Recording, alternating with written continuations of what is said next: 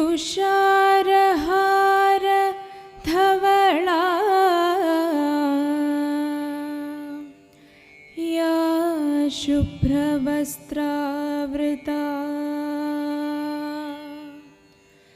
या वीणा वरदण्डमण्डितकरा या वीणा वरदण्डमण्डितकरा. ഭാരതീയ വിചാര കേന്ദ്രത്തിൻ്റെ 43ാമത് വാർഷിക സമ്മേളനം കോഴിക്കോട് മഹാനഗരത്തിൽ നടക്കുമ്പോൾ ചരിത്രപരമായ വളരെ പ്രാധാന്യമുള്ള ഒരു നഗരത്തിൽ ഈ സമ്മേളനം നടക്കുന്നു എന്നതും മലബാറിനെ സംബന്ധിച്ചിടത്തോളം വളരെയേറെ ചരിത്രപരമായ പ്രാധാന്യങ്ങളുള്ള സംഭവങ്ങൾ അരങ്ങേറിയ ഇടം എന്ന നിലയിലും ഭാരതീയമായ ചിന്താധാരകൾക്ക് ഇടമുണ്ടായിട്ടും അത് നഷ്ടപ്പെട്ടു പോവുകയും വീണ്ടെടുക്കാനുള്ള പരിശ്രമങ്ങൾ നടക്കുകയും ചെയ്ത ഒരിടം എന്ന നിലയിലും ഈ നഗരത്തിൽ ഭാരതീയ വിചാര കേന്ദ്രത്തിൻ്റെ 43ാമത് വാർഷിക സമ്മേളനം നടക്കുന്നതിന് പ്രസക്തി ഏറെയാണ്. നമുക്കറിയാം, ഇന്ന് കൾച്ചറൽ മാർക്സിസത്തിൻ്റെയും വോക്കിസത്തിൻ്റെയും ഒക്കെ പേരിൽ നമ്മുടെ കലാലയങ്ങളിൽ നമ്മുടെ യുവതി യുവാക്കളുടെ ജീവിതത്തിൽ, കാഴ്ചപ്പാടിൽ അഭാരതീയവും രാഷ്ട്രവിരുദ്ധവുമായ ധാരാളം ആശയങ്ങൾ കുത്തിവയ്ക്കപ്പെട്ടുകൊണ്ടിരിക്കുകയാണ്. അതിൻ്റെ കെടുതികൾ ഒരു രാഷ്ട്രം മുഴുവൻ അനുഭവിക്കുകയും ചെയ്യുന്നു. യഥാർത്ഥത്തിലുള്ള വസ്തുതകൾ ബോധ്യപ്പെടുത്തുക എന്ന ചരിത്രപരമായ ദൗത്യം ഭാരതീയ വിചാര കേന്ദ്രത്തിന് ഉണ്ട്. അത് 1982 ഭാരതീയ വിചാര കേന്ദ്രം സ്ഥാപിച്ച ഘട്ടം മുതൽ സ്വർഗീയ പരമേശ്വർജിയുടെ നേതൃത്വത്തിൽ മറ്റ് ധാരാളം ദേശഭക്തരുടെയും വൈചാരിക രംഗങ്ങളിൽ പ്രവർത്തിക്കുന്ന വ്യക്തികളുടെയും സഹകരണത്തോടെ പരമേശ്വർജി ആരംഭിച്ച ഈ മഹായജ്ഞം നമ്മൾ ഇന്നും തുടരുകയാണ്. നമ്മുടെ മുമ്പിൽ ധാരാളം വെല്ലുവിളികളുണ്ട്. ആ വെല്ലുവിളികളെ പരിഹരിക്കുന്നതിന് വേണ്ടിയുള്ള മാർഗങ്ങൾ അന്വേഷിക്കുകയും അതിനെ പിന്തുടരുകയും ചെയ്യുക എന്നത് ഇത്തരം വലിയ സമ്മേളനങ്ങളുടെ ലക്ഷ്യമാണ്. നമുക്കിപ്പോൾ അറിയാം, ഈ വോക്കിസ്റ്റുകളും കൾച്ചറൽ മാർക്സിസ്റ്റുകളും രൂപപ്പെടുത്തിവിട്ട ഒരാശയം സത്യാനന്തര കാലം എന്നതാണ്. ഈ സത്യാനന്തര കാലം എന്ന് പറയുന്നത് വളരെ കൺഫ്യൂഷൻ ഉണ്ടാക്കുന്ന ഒരു പദപ്രയോഗമാണ്. ഭാഷാപരമായ സവിശേഷതകൾ അന്വേഷിച്ച ഫെർഡിനാൻഡ് ഡിസ്യൂസറിനെ പോലെയുള്ള ലിംഗ്വിസ്റ്റുകൾ ഭാഷയിൽ സത്യത്തെക്കുറിച്ചുള്ള അന്വേഷണങ്ങൾ നടത്തുകയുണ്ടായി. അതിനുശേഷം ദരിദ്രയെ പോലുള്ള ചിന്തകന്മാർ ഭാഷയെ ഡീകൺസ്ട്രക്റ്റ് ചെയ്യുകയും ആ ഭാഷയിൽ സത്യം എന്ന് പറയുന്നത് അപകടകരമായ ഒരു പ്രസ്താവനയാണ് എന്ന് സ്ഥാപിക്കാൻ ശ്രമിക്കുകയും ചെയ്തു. സത്യം എന്നൊന്നില്ല, ആത്യന്തികമായ സത്യം എന്നൊന്നില്ല. നമ്മൾ കാര്യങ്ങൾ മനസ്സിലാക്കുന്നത് ഭാഷയിലൂടെയാണ്.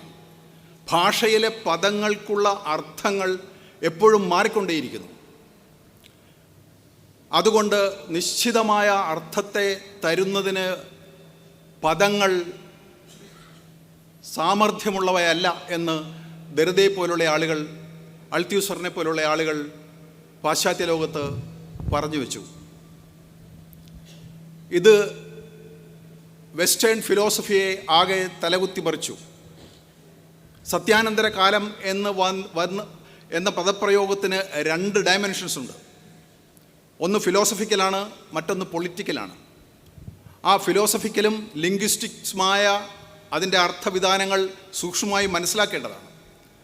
ഭാരതത്തെ സംബന്ധിച്ചോളം സത്യം എന്ന് പറയുന്നത്, ദി ആബ്സല്യൂട്ട് എന്ന് പറയുന്നത് ഏറ്റവും പ്രധാനപ്പെട്ട ഒരു ആശയമാണ്. ആ ആശയത്തെ മറന്നുകൊണ്ടുള്ള, അതിന്മേൽ സംശയങ്ങൾ ചെലുത്തിക്കൊണ്ടുള്ള ഒരു ചിന്താപദ്ധതിയും ഭാരതത്തിൽ സാധ്യമല്ല. അപ്പോഴാണ് പാശ്ചാത്യമായ ഇത്തരം ചില ചിന്തകൾ നമ്മുടെ മുമ്പിലേക്ക് എറിഞ്ഞുവിടുന്നത്.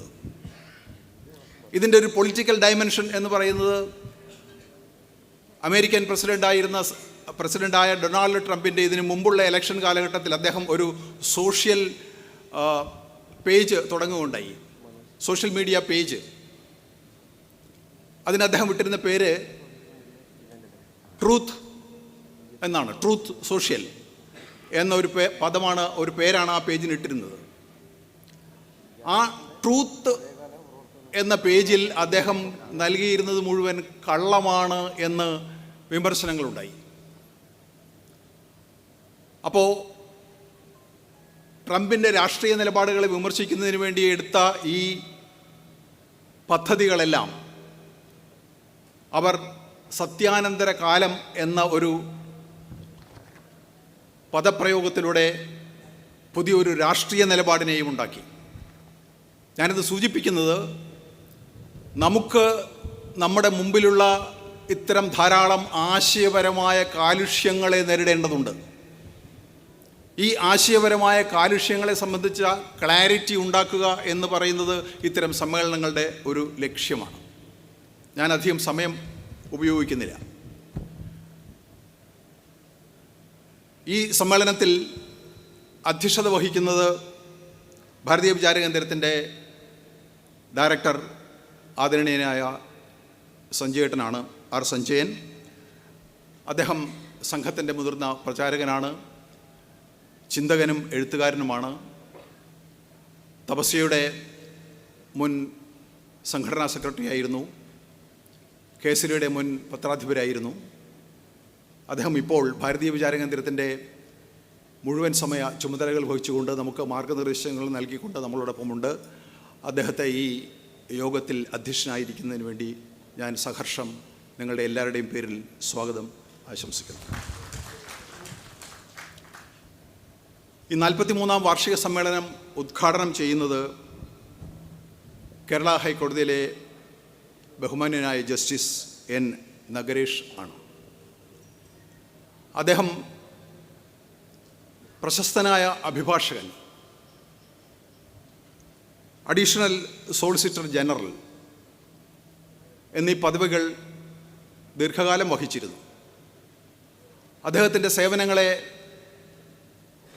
ആദരിച്ചുകൊണ്ടും അംഗീകരിച്ചുകൊണ്ടും അദ്ദേഹത്തെ കേരള ഹൈക്കോടതിയിലെ ജസ്റ്റിസായി നിയമിക്കുകയുണ്ടായി. അദ്ദേഹം ഇപ്പോൾ കേരള ഹൈക്കോടതിയിൽ ജസ്റ്റിസായി സേവനമനുഷ്ഠിക്കുന്നു. അദ്ദേഹം നമ്മളോടൊപ്പം ഈ സമ്മേളനം ഉദ്ഘാടനം ചെയ്യുന്നതിനായി വേദിയിൽ സന്നിഹിതനാണ്. അദ്ദേഹത്തെയും സഹർഷം നിങ്ങളുടെ എല്ലാവരുടെയും പേരിൽ ഞാൻ സ്വാഗതം ആശംസിക്കുന്നു. ഈ സമ്മേളനത്തിൻ്റെ ഉദ്ഘാടന സഭയ്ക്ക് ആശംസകൾ അർപ്പിക്കുന്നതിന് വേണ്ടി സ്വാഗത സംഘം ചെയർമാൻ ശ്രീ മോഹൻ എ മേനോൻ നമ്മളോടൊപ്പം വേദിയിലുണ്ട്. അദ്ദേഹം IRPS എന്ന അഖിലേന്ത്യാ സർവീസിൽ ദീർഘകാലം ജോലി ചെയ്ത വ്യക്തിയാണ്. നാഷണൽ അക്കാഡമി ഓഫ് ഇന്ത്യൻ റെയിൽവേസിൻ്റെ പ്രിൻസിപ്പൽ CPO ആയി അദ്ദേഹം പ്രവർത്തിച്ചിട്ടുണ്ട്. ഇന്ത്യൻ റെയിൽവേയുടെ വിവിധ സോണുകളിൽ അദ്ദേഹം സേവനമനുഷ്ഠിച്ചിട്ടുണ്ട്. അദ്ദേഹത്തോട് അല്പനേരം സംസാരിച്ചാൽ നമുക്ക് മനസ്സിലാവും അദ്ദേഹത്തിൻ്റെ വായനയുടെയും ചിന്തയുടെയും ആഴം. ഞാൻ കോഴിക്കോട് വന്നതിന് ശേഷം 2-3 ദിവസമേ ആയുള്ളൂ അദ്ദേഹവുമായി പരിചയപ്പെടുകയും അദ്ദേഹത്തോട് സംസാരിക്കുകയും ചെയ്തിട്ട്. അപ്പോൾ തന്നെ എനിക്ക് ബോധ്യപ്പെട്ടു, സർവ്വഥാ യോഗ്യനാണ് അദ്ദേഹം ഈ സ്വാഗത സംഘത്തിൻ്റെ ചെയർമാനായിരിക്കാൻ. ആഴമുള്ള വായനയും സമർത്ഥമായ ചിന്തയും ഉള്ള വ്യക്തിയാണ് അദ്ദേഹം. അദ്ദേഹത്തെയും ഈ സഭയിലേക്ക് ഞാൻ സന്തോഷപൂർവ്വം സ്വാഗതം ചെയ്യും. നമ്മളോടൊപ്പം വേദിയിൽ ഭാരതീയ വിചാര കേന്ദ്രത്തിൻ്റെ സംസ്ഥാന അധ്യക്ഷൻ ഡോക്ടർ CV ജയമണി സാറുണ്ട്. അദ്ദേഹം നിങ്ങൾക്കെല്ലാം അറിയുന്നതുപോലെ പ്രശസ്തനായ ഒരു മാനേജ്മെൻറ്റ് വിദഗ്ധനും അധ്യാപകനുമാണ്. കേരള യൂണിവേഴ്സിറ്റി, കൊച്ചിൻ യൂണിവേഴ്സിറ്റി മുതലായ യൂണിവേഴ്സിറ്റികളിൽ അദ്ദേഹം ദീർഘകാലം സേവനമനുഷ്ഠിച്ചിട്ടുണ്ട്. ഗ്രന്ഥകർത്താവാണ്. ഭഗവത്ഗീതയിൽ ഒരു അതോറിറ്റിയാണ് അദ്ദേഹം.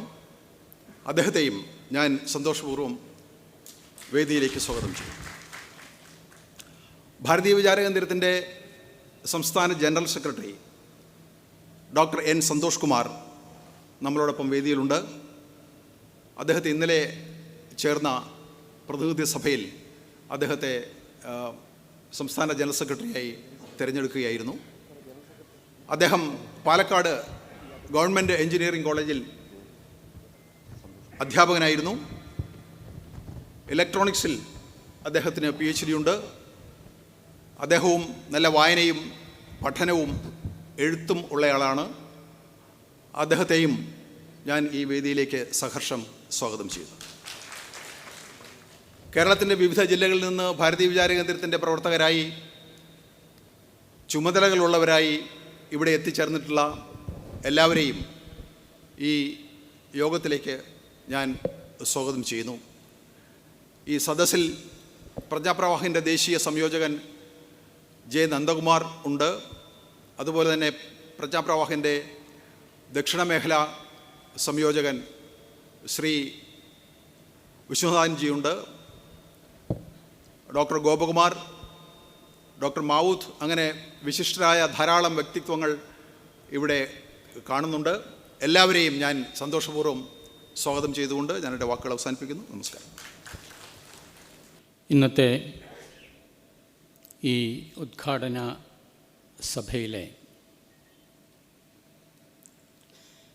വിശിഷ്ട മുഖ്യാതിഥി ഏറ്റവും ബഹുമാനപ്പെട്ട ജസ്റ്റിസ് N. നഗരേഷ് ജി,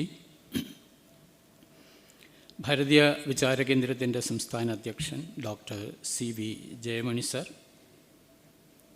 ഈ വാർഷിക സമ്മേളനത്തിൻ്റെ സ്വാഗത സംഘം ചെയർമാൻ ആദരണീയ ശ്രീ മോഹൻ A. മേനോൻ,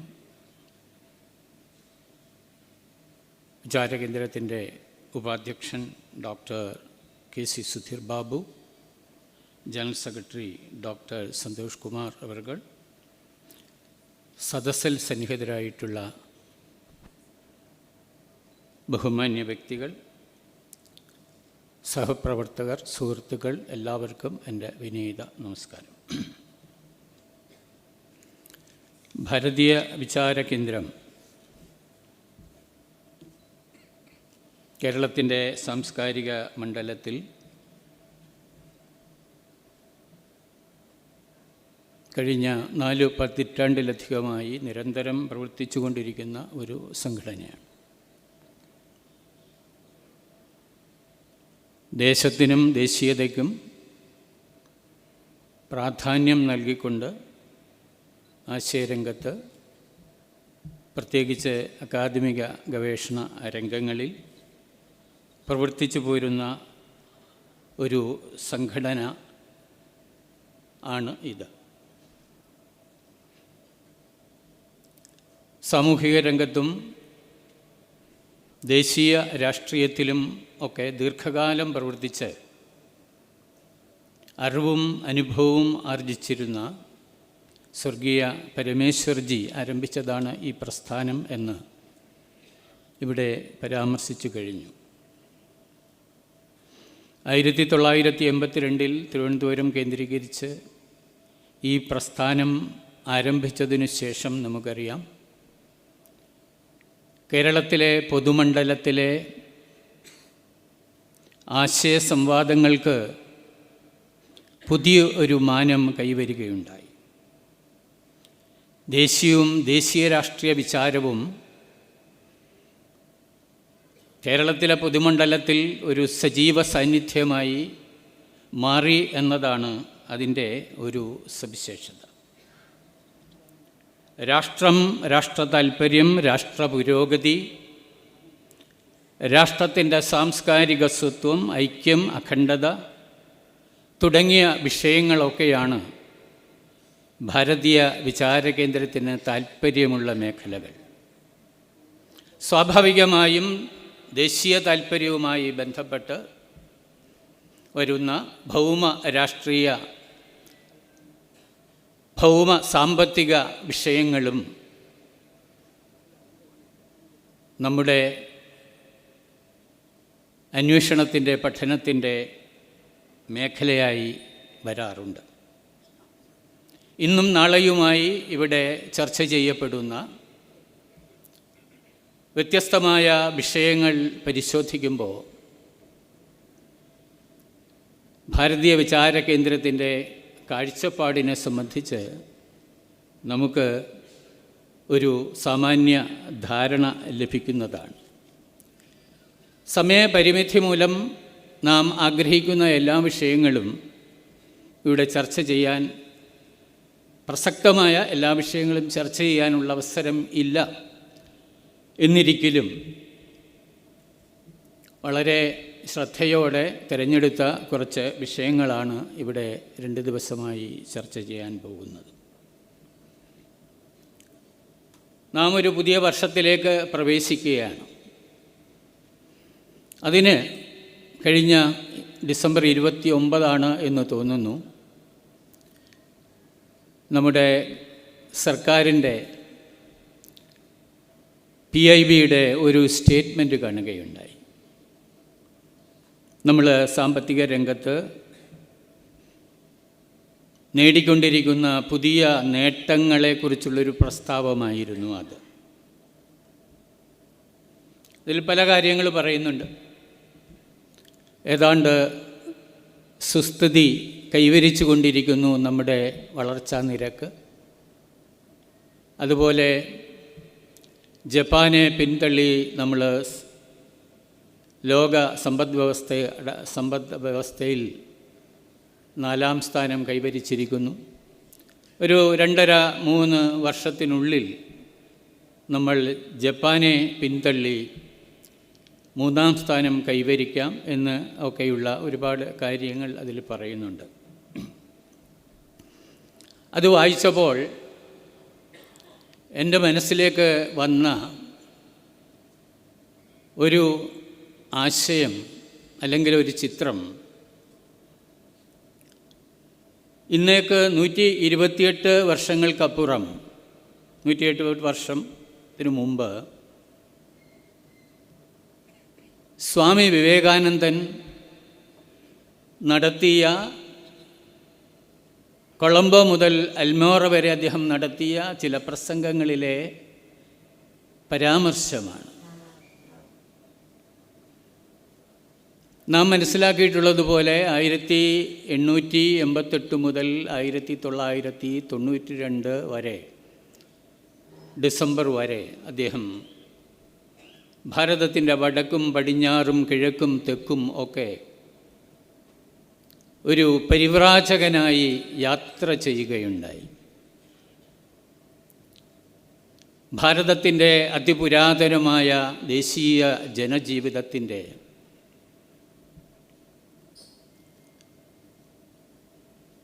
സമകാലിക യാഥാർത്ഥ്യമെന്ത് എന്ന് അദ്ദേഹം നേരിട്ടും മനസ്സിലാക്കി. നമുക്കറിയാവുന്നതുപോലെ അന്ന് കൊളോണിയൽ ഭരണത്തിൻ്റെ കീഴിലായിരുന്നു നമ്മൾ. പട്ടിണിയിലും അജ്ഞതയിലും ആണ്ടുകിടക്കുന്ന കോടാനുകോടി സാധാരണ ഭാരതീയരെക്കുറിച്ചായിരുന്നു അദ്ദേഹത്തിൻ്റെ വ്യഥ. അവരുടെ യാതനകൾ അദ്ദേഹം ചിക്കാഗോ സർവമത സമ്മേളനത്തെ നിമിത്തമാക്കിക്കൊണ്ട് വിദേശ യാത്ര നടത്തിയതിൻ്റെ ഒരു പ്രേരണയും ഈ ജനകോടികളെ ഉദ്ധരിക്കുന്നതിനുള്ള മാർഗം അന്വേഷിക്കുന്നതിൻ്റെ ഭാഗമായിരുന്നു. അദ്ദേഹം തൻ്റെ പ്രസംഗങ്ങൾ എടുത്തു പറഞ്ഞു, ഭാരതത്തെ ഉദ്ധരിക്കണമെങ്കിൽ ഈ ജനകോടികളുടെ ഈ യാതനയിൽ നിന്ന്, അവരനുഭവിക്കുന്ന ഇന്നത്തെ യാതനകളിൽ നിന്ന് അവരെ വിമോചിപ്പിക്കണം. അദ്ദേഹത്തിൻ്റെ മറ്റൊരു ആശങ്ക നമ്മുടെ സ്ത്രീജനങ്ങളുടെ അന്നത്തെ അവസ്ഥയായിരുന്നു. സ്ത്രീകൾക്ക് വിദ്യാഭ്യാസം നൽകണമെന്നും അവരെ കൂടി ഉയർത്തിക്കൊണ്ട് മാത്രമേ ഭാരതത്തിൻ്റെ ഉയർച്ച സാധ്യമാവുകയുള്ളൂ എന്നും അദ്ദേഹം തൻ്റെ പ്രസംഗങ്ങളിൽ പറയുകയുണ്ടായി. നമുക്കറിയാം, മാർഗരറ്റ് നോബിൾ എന്ന ഒരു വിദേശ വനിതയെ അദ്ദേഹം ശിഷ്യയാക്കി അവർക്ക് ആധ്യാത്മിക പരിശീലനങ്ങൾ നൽകി. ആദ്യമായി അവരെ അദ്ദേഹം നിയോഗിച്ചത് സ്ത്രീകളുടെ വിദ്യാഭ്യാസം സംബന്ധിച്ചുള്ള പ്രവർത്തനങ്ങൾക്ക് തുടക്കം കുറിക്കാനായിരുന്നു എന്ന് നമുക്കറിയാം. പിന്നീട് ഭാരതത്തിൽ ദേശീയ പ്രസ്ഥാനത്തിലേക്ക് വലിയ തോതിൽ സ്ത്രീകൾ വന്നു എന്ന് നമുക്കറിയാം. ഇന്നിപ്പോൾ രാഷ്ട്രം ലോക സമ്പദ് വ്യവസ്ഥയുടെ നമ്മളെ ഒരു ദരിദ്ര രാജ്യമാക്കി മാറ്റിയ ബ്രിട്ടനെ തള്ളി, ജപ്പാനെ തള്ളി നമ്മൾ ജർമ്മനിയെയും പിന്നിലാക്കി 3-ാം സ്ഥാനത്തേക്ക് ഉയരും എന്നുള്ള ഒരു പ്രതീക്ഷ, ഒരു വിശ്വാസം അന്തരീക്ഷത്തിൽ നിറഞ്ഞു നിൽക്കുമ്പോൾ സ്വാമി വിവേകാനന്ദൻ്റെ അന്നത്തെ ആ ആകുലതകൾ എങ്ങനെയാണ് നവകാലത്ത് മറ്റൊരു നരേന്ദ്രനിലൂടെ പരിഹരിക്കപ്പെട്ട് നമ്മുടെ രാഷ്ട്രം മുന്നോട്ട് പോകുന്നത് എന്ന് നമുക്ക് കാണുമ്പോൾ തീർച്ചയായും ഭാരതം ഉണരുകയാണ്, ഈ മഹാസത്വം ഉണർന്നെഴുന്നേൽക്കുകയാണ്. ഇവളെ പിന്നോട്ട് തടഞ്ഞു നിർത്തുവാൻ ആർക്കും സാധ്യമല്ല എന്ന സ്വാമിജിയുടെ ആ വാക്കുകൾ ഇന്ന് എത്രമാത്രം അർത്ഥവത്തായി നമുക്ക് അനുഭവപ്പെടുന്നു എന്നത് വളരെ പ്രധാനപ്പെട്ടൊരു കാര്യമാണ്. സ്വാമിജി അന്ന് പറഞ്ഞ മറ്റൊരു വിഷയം, ഭാരതത്തിൻ്റെ ആത്മാവ്, ഭാരതീയ ദേശീയ ജീവിതത്തിൻ്റെ അടിത്തറ മതമാണ്, ആധ്യാത്മികതയാണ് എന്നാണ്. ഈ മർമ്മത്തെ നിങ്ങൾ സംരക്ഷിക്കുന്നിടത്തോളം കാലം ഈ രാഷ്ട്രത്തെ ആർക്കും ഒന്നും ചെയ്യാൻ സാധിക്കില്ല. മറിച്ച് ഈ രാഷ്ട്രത്തിൻ്റെ മക്കൾ എപ്പോഴാണോ ഈ ആധ്യാത്മിക സംസ്കാരത്തെ കൈയൊഴിക്കുന്നത്, അന്ന് ഈ രാഷ്ട്രത്തിൻ്റെ അസ്തിത്വം അവസാനിക്കും എന്നും അദ്ദേഹം പറയുകയുണ്ടായി. ഈ രാഷ്ട്രത്തെ ഉയർത്തുവാനുള്ള കൈപ്പിടി അതിൻ്റെ ആധ്യാത്മികതയാണ്. ഭാരതത്തിലെ ജനങ്ങൾക്ക് രാഷ്ട്രീയം പോലും മതത്തിൻ്റെ അല്ലെങ്കിൽ ആധ്യാത്മികതയുടെ ഭാഷയിൽ പറയുമ്പോഴാണ് ഉൾക്കൊള്ളാൻ സാധിക്കുക എന്നും അദ്ദേഹം പറഞ്ഞിട്ടുണ്ട്. ഒരു രാഷ്ട്രത്തിൻ്റെ വികസനം എന്ന് പറയുമ്പോൾ അത് ഭൗതികമായ വികസനം മാത്രം അല്ല, ഭൗതികേതരമായ ഒരു തലവും വികസനത്തിനുണ്ട് എന്ന് ലോകത്തിനെ ബോധ്യപ്പെടുത്തിയിട്ടുള്ള ഒരു നാടാണ് ഭാരതം.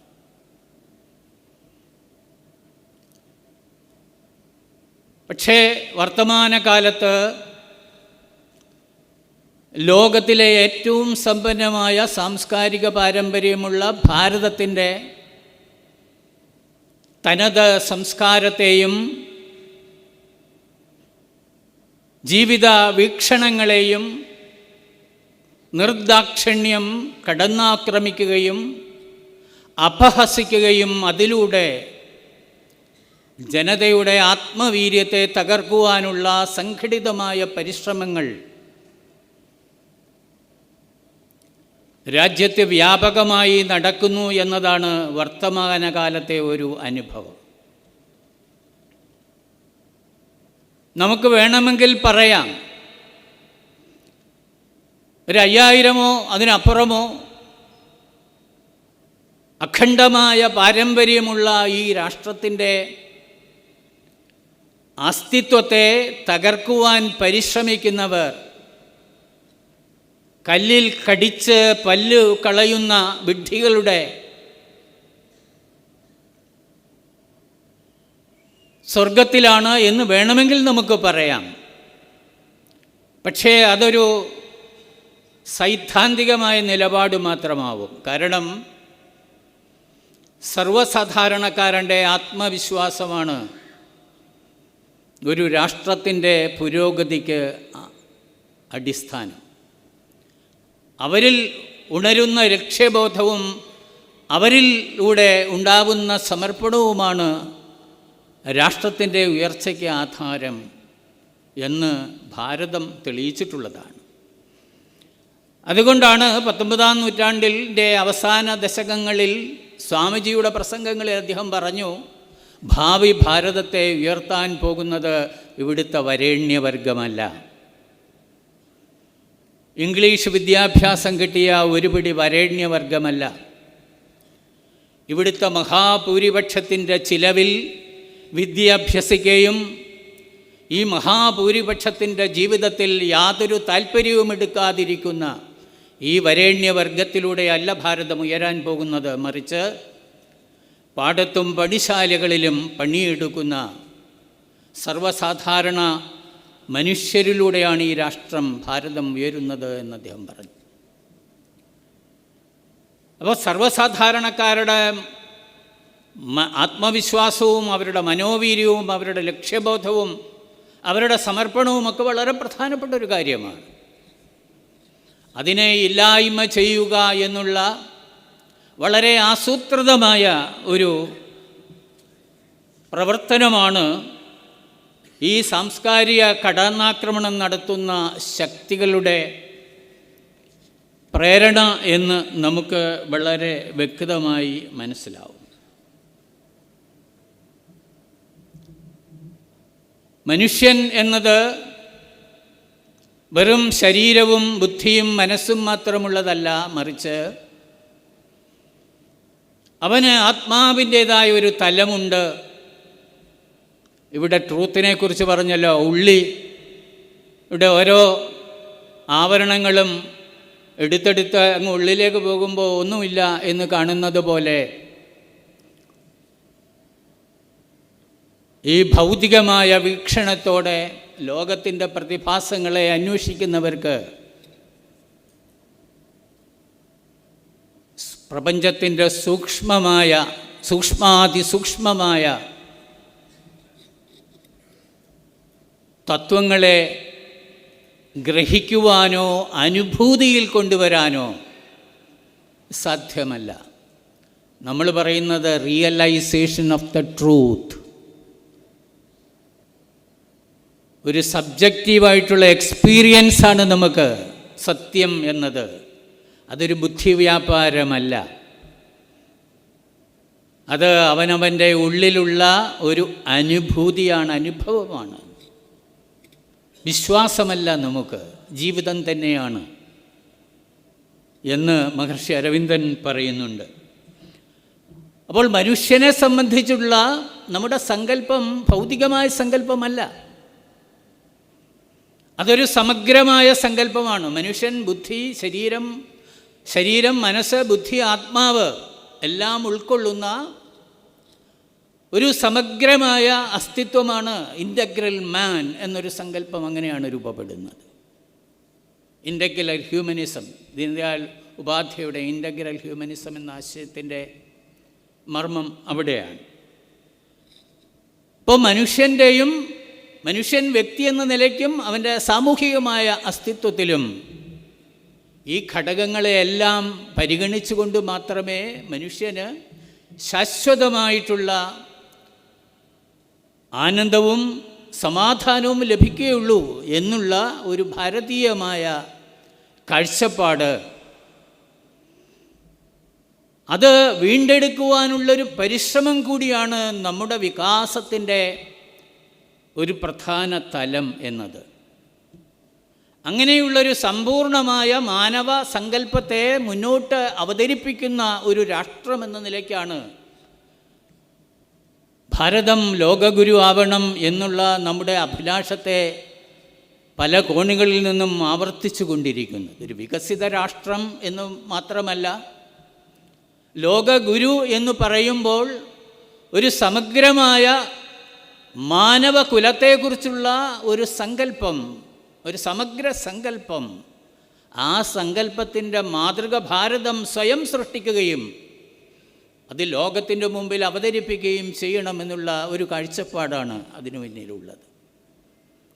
അപ്പോൾ ഈ പശ്ചാത്തലത്തിലാണ് നമ്മുടെ നാട്ടിൽ നടന്നുകൊണ്ടിരിക്കുന്ന ഈ സാംസ്കാരികമായ ആക്രമണങ്ങളെ നമ്മുടെ ധർമ്മത്തിൻ്റെയും സംസ്കാരത്തിൻ്റെയും ആധ്യാത്മിക പാരമ്പര്യത്തിൻ്റെയും ഒക്കെ ആധാരമായി നിൽക്കുന്ന സനാതന ധർമ്മത്തെ പ്രത്യക്ഷമായും പരോക്ഷമായും ആക്രമണ വിധേയമാക്കുന്നവരുടെ ഹീനമായ ലക്ഷ്യങ്ങളെ തിരിച്ചറിയുവാൻ നമുക്ക് കാലമായിരിക്കുന്നു എന്നാണ് ഞാൻ പറയാൻ ആഗ്രഹിക്കുന്നത്.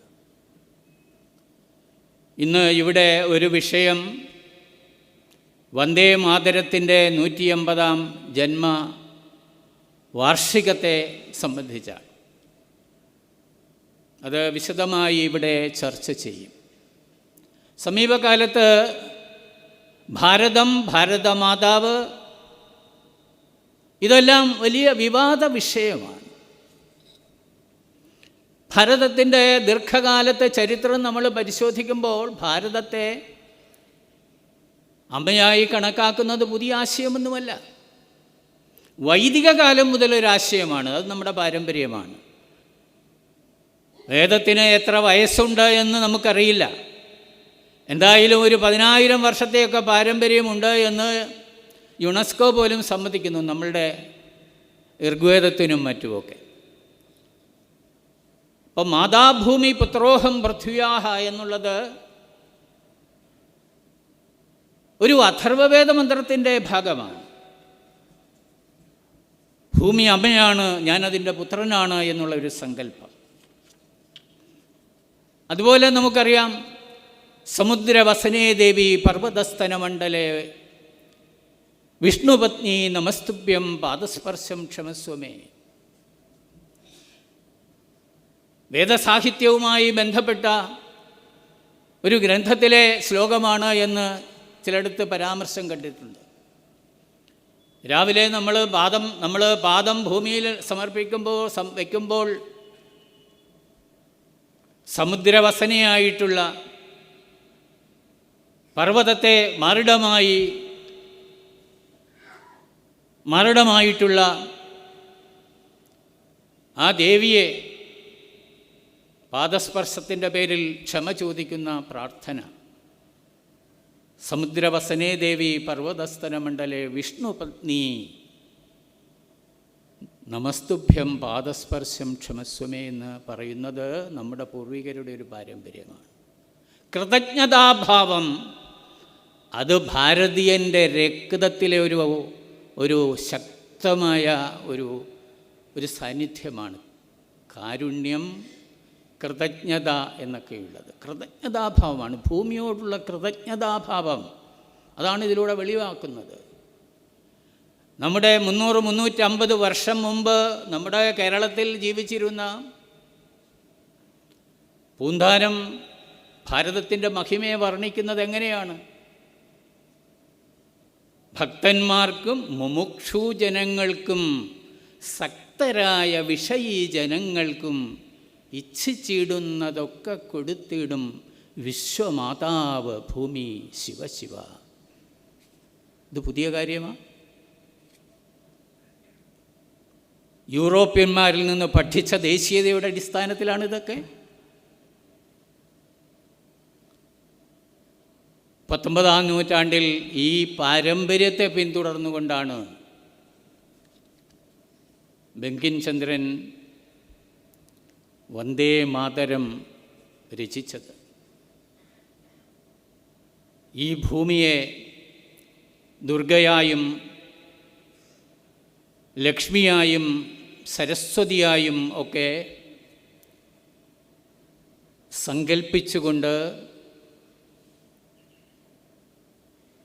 ആ ബംഗാളി ഗാനത്തിൽ അദ്ദേഹം നടത്തിയിട്ടുള്ള ആ സാഹിത്യ സൃഷ്ടിയെ അത് വിഗ്രഹാരാധനയുടെ ഭാഗമാണ് എന്നതിൻ്റെ പേരിലാണ് ചിലർ എതിർക്കുന്നത് എന്ന് നമുക്ക് കാണാൻ സാധിക്കും. ഭാരതം വിഗ്രഹാരാധനയുടെ രാജ്യമാണ്. 500 വർഷങ്ങൾക്കപ്പുറം ലോകത്തിൻ്റെ എല്ലാ ഭാഗത്തും വിഗ്രഹാരാധന നിലനിന്നിരുന്നു.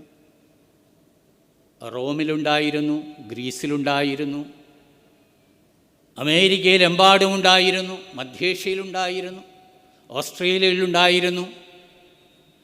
പക്ഷേ ഈ പാരമ്പര്യത്തെ മുഴുവൻ തകർക്കുകയാണ് ചെയ്തിട്ടുള്ളത് എന്ന് നമുക്കറിയാം. ചില വിശ്വാസ പ്രമാണങ്ങളുടെ പേരിൽ ഇതിനെയെല്ലാം നശിപ്പിക്കുകയാണ് ചെയ്തിട്ടുള്ളത്. ഭാരതത്തിൽ അതിൻ്റെ ചരിത്രത്തിൻ്റെ ആരംഭകാലം മുതൽ തന്നെ വിഗ്രഹാരാധനയെ നിഷേധിക്കുന്നവരുണ്ടായിട്ടുണ്ട്. ആധുനിക കാലത്ത് ആര്യസമാജവും ബ്രഹ്മസമാജവും വിഗ്രഹാരാധനയെ നിഷേധിച്ചിരുന്നു.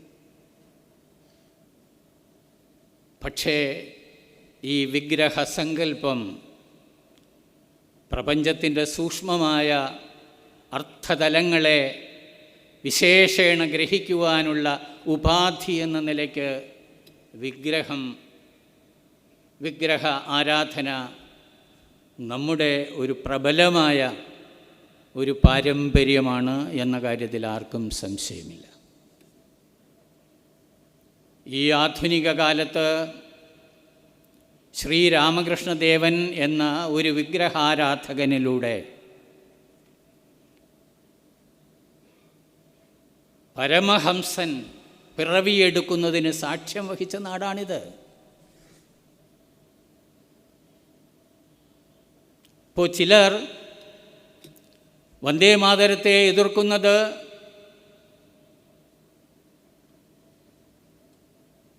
ഞങ്ങൾ സൃഷ്ടാവിനെ മാത്രമേ ആരാധിക്കൂ, സൃഷ്ടിയെ ആരാധിക്കില്ല,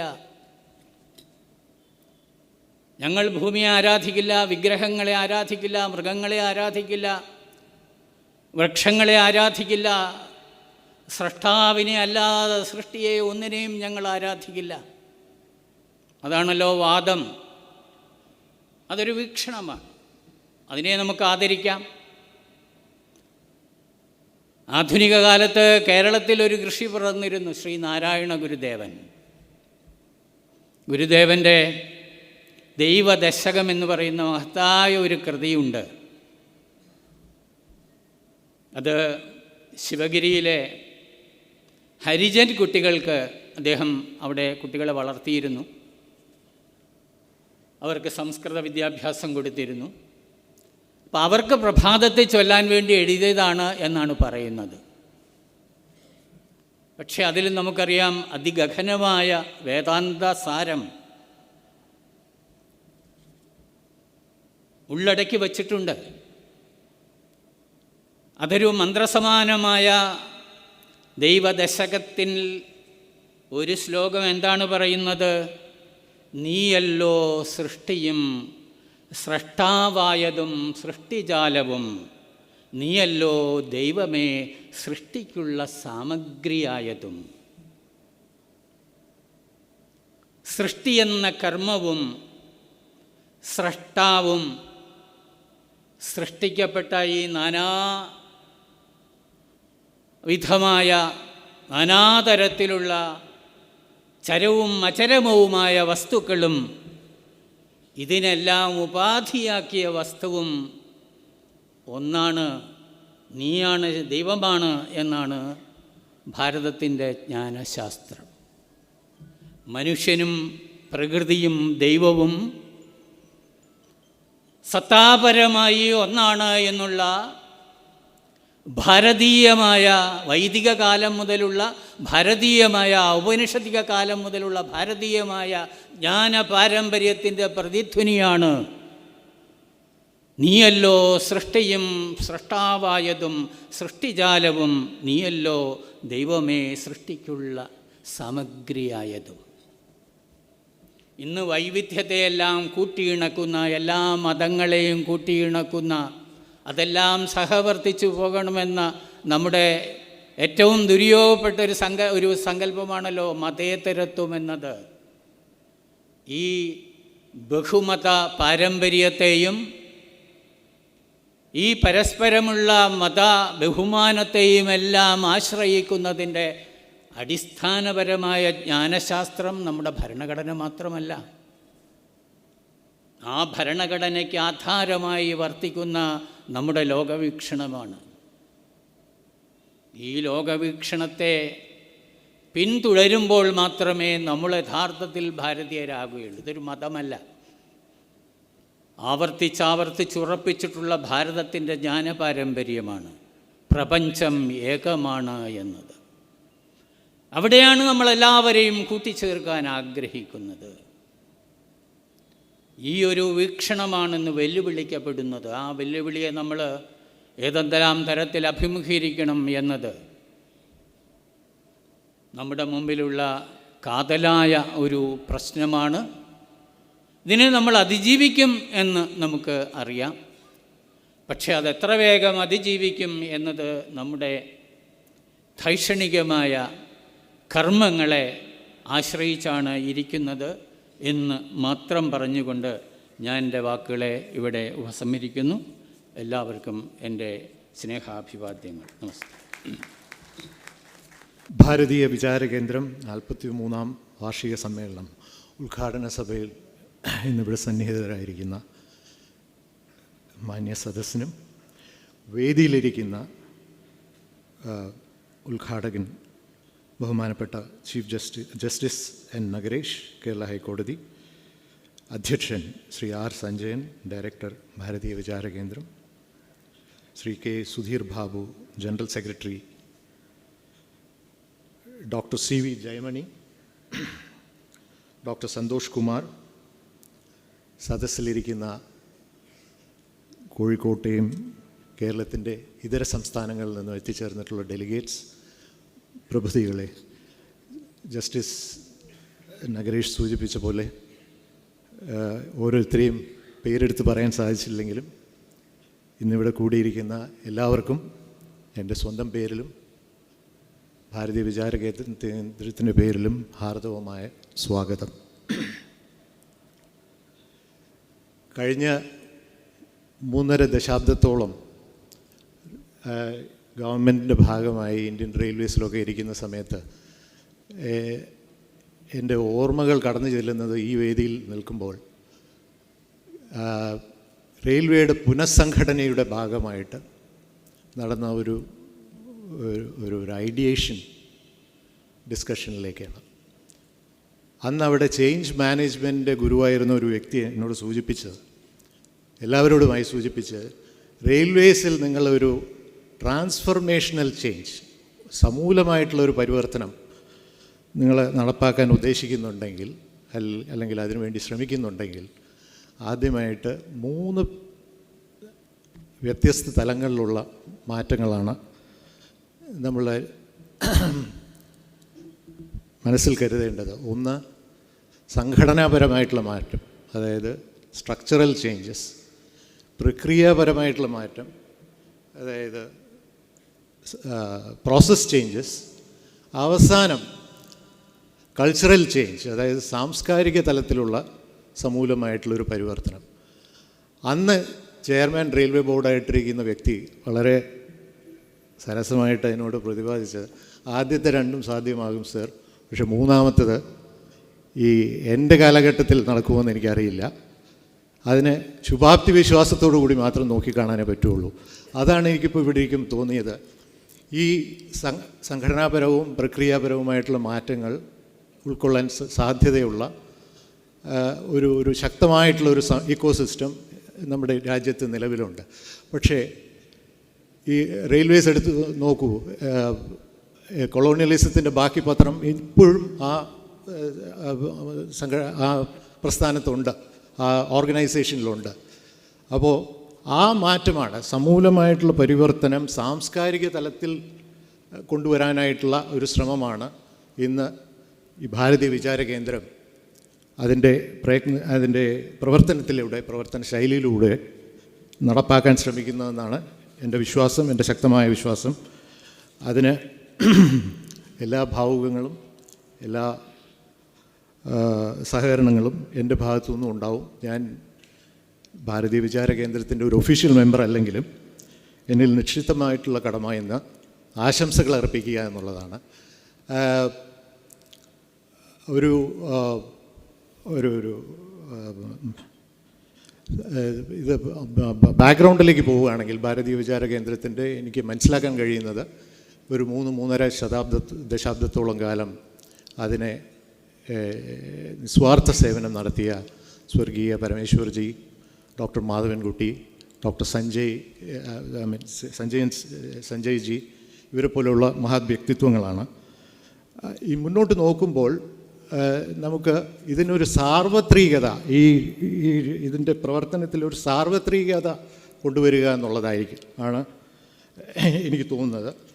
ഈ ഏഴോളം വരുന്ന ഇന്നത്തെ പാനൽ ഡിസ്കഷൻസ്, ഇന്നും നാളെയായിട്ട് നടക്കുന്ന പാനൽ ഡിസ്കഷൻസിലേക്ക് അത് ഒന്ന് നോക്കിയാൽ കാണാം. ഉണരുന്ന ഭാരതവും പുതിയ ലോകക്രമവും ഭൗമരാഷ്ട്രീയ പരിപ്രേക്ഷ്യത്തിൽ, കുടുംബ മൂല്യങ്ങൾ, വന്ദേ മാതരം അറ്റ് 150, ദേശീയ വിദ്യാഭ്യാസ നയം അതായത് നാഷണൽ എഡ്യൂക്കേഷൻ പോളിസി, നിയമവാഴ്ച, പൗരധർമ്മം, വികസിത ഭാരതം, കേരളത്തിൻ്റെ ജലസുരക്ഷ, നിർമ്മിത ബുദ്ധിയുടെ കാലത്തെ വിദ്യാഭ്യാസം.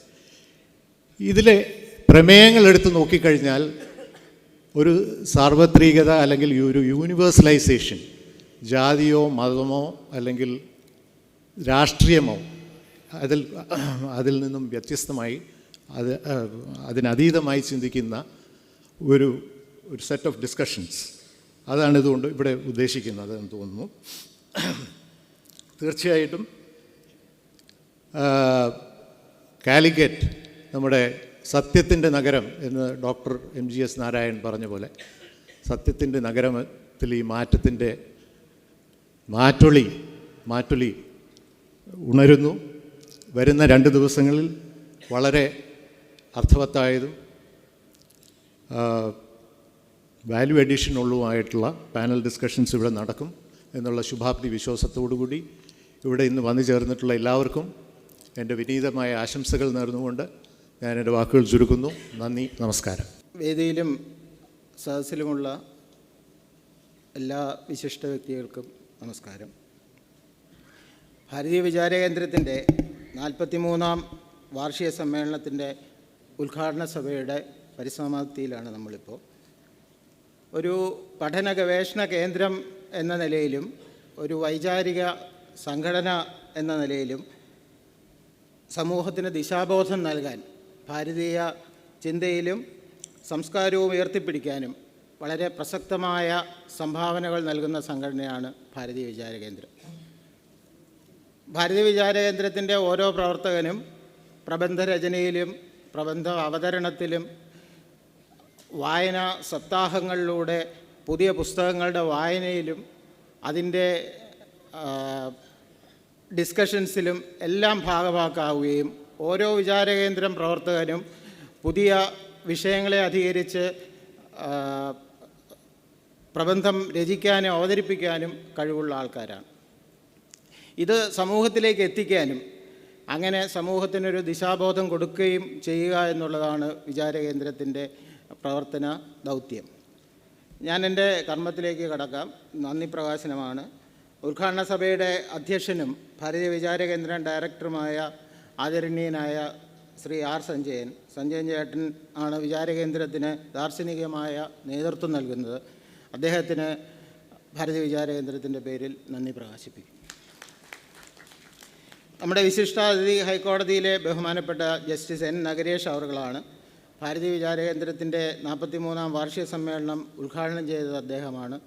വ്യക്തി സ്വാതന്ത്ര്യത്തെപ്പറ്റിയും അതിൻ്റെ പരിധികളെപ്പറ്റിയും സമൂഹത്തിലും കുടുംബത്തിലുമൊക്കെയുള്ള അതിൻ്റെ പ്രാധാന്യത്തെപ്പറ്റിയും എവിടെയാണ് അതിൻ്റെ പരിധി എന്നുള്ളതിനെപ്പറ്റിയൊക്കെ വളരെ ലളിതമായ ഭാഷയിൽ അദ്ദേഹം വിവരിച്ചു തന്നു.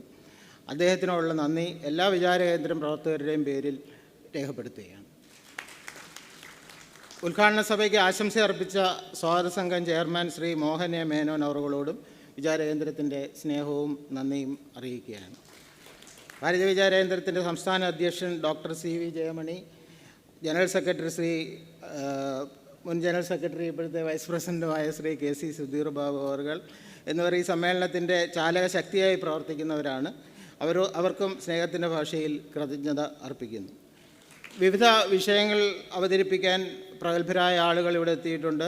സദസ്സിലെ ഗോകുമാർ സാറ്, പ്രജ്ഞാപ്രവാഹിൻ്റെ ദേശീയ സംയോജകൻ നന്ദേട്ടൻ, വിശ്വനാഥൻ ജി, പ്രമുഖരായ ഒട്ടനേകം വ്യക്തികൾ സദസ്സിലുണ്ട്. അവരോടെല്ലാമുള്ള നന്ദിയും കൃതജ്ഞതയും രേഖപ്പെടുത്തുകയാണ്. അതോടൊപ്പം തന്നെ കേരളത്തിൻ്റെ വിവിധ ജില്ലകളിൽ നിന്നും ഡെലിഗേറ്റ്സായിട്ട് രജിസ്റ്റർ ചെയ്ത് ഇവിടെ എത്തിയിട്ടുള്ള വിചാരകേന്ദ്രത്തിൻ്റെ എല്ലാ കാര്യകർത്താക്കളോടുമുള്ള നന്ദി അറിയിക്കുകയാണ്. അതോടൊപ്പം കോഴിക്കോട് ഈ സമ്മേളനം നടത്തുന്നതിനാവശ്യമായ അഹോരാത്രം പ്രവർത്തിച്ച 3 ദിവസം, ഇന്നലെയും ഇന്നും നാളെയുമായി ഇതിൻ്റെ വിജയത്തിനായി പ്രവർത്തിക്കുന്ന കോഴിക്കോട്ടെ എല്ലാ വിചാരകേന്ദ്രം പ്രവർത്തകരോടുമുള്ള നന്ദിയും അറിയിച്ചുകൊണ്ട് നിർത്തുന്നു. നന്ദി, നമസ്കാരം.